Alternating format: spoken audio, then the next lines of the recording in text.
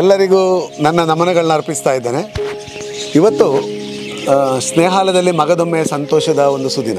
ಯಾಕಂದರೆ ಕಳೆದ ಹಲವಾರು ವರ್ಷಗಳಿಂದ ಬೀದಿ ಬದಿಯಲ್ಲಿ ಮಾನಸಿಕ ಅಸ್ವಸ್ಥರಾಗಿ ಕೊಳಚೆ ಡಬ್ಬಿಗಳಲ್ಲಿ ತಿನ್ನುತ್ತಿದ್ದಂತಹ ಸಹೋದರರನ್ನು ರೈಲ್ವೆ ಸ್ಟೇಷನ್ಗಳಿಂದ ಪೊಲೀಸರ ಮುಖಾಂತರ, ಯಾರ ಸಾರ್ವಜನಿಕರ ಬೇರೆ ಬೇರೆ ಸ್ವಯಂ ಸೇವಕರ ಮುಖಾಂತರ ಮತ್ತು ಸ್ನೇಹಾಲಯದ ತಂಡ ಕರ್ಕೊಂಡು ಬಂದು ಅವರಿಗೆ ಒಳ್ಳೆಯ ಚಿಕಿತ್ಸೆ, ಉತ್ತಮ ಪರಿಪಾಲನೆ, ಸ್ನೇಹ, ಪ್ರೀತಿಯನ್ನು ಬಡಿದುಣಿಸಿ ಈಗ ಅವರು ಸೌಖ್ಯ ಹೊಂದಿ ಮರಳಿ ಅವರ ವಿಳಾಸವನ್ನು ಪತ್ತೆ ಹಚ್ಚಿ ಅವರನ್ನು ತಮ್ಮ ಮನೆಗಳಿಗೆ ಸೇರಿಸುವಂತಹ ಒಂದು ಸುಸಂದರ್ಭ ಇವತ್ತು ಒದಗಿ ಬಂದಿದೆ.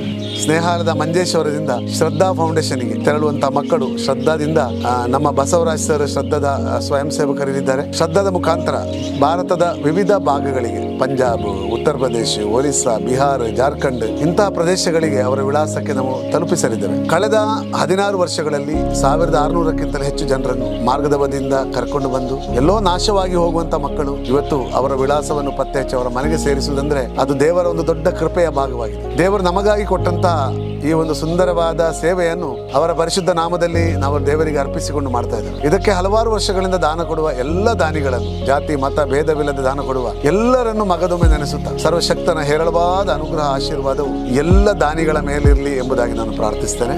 ಜೊತೆಯಲ್ಲಿ ಇವತ್ತು ಚಾಲಕರಾಗಿ ಧನರಾಜ್ ಹೋಗ್ತಾ ಇದ್ದಾರೆ. ಅದೇ ರೀತಿ ಸ್ವಯಂ ಸೇವಕರಾಗಿ MSW ವಿಭಾಗದ ಚಂದನ್ ರವರು, ಅದೇ ರೀತಿಯಲ್ಲಿ ಅವರ ಜೊತೆಯಲ್ಲಿ ಕೇಶವ್ ರವರು ಚಾಲಕರಾಗಿ ಹೋಗ್ತಾ ಇದ್ದಾರೆ. ಎಲ್ಲ ಪ್ರಯಾಣದಲ್ಲಿ ಅವರಿಗೆ ನಾವು ಶುಭವನ್ನು ಬಯಸ್ತಾ ಇದ್ದೇವೆ.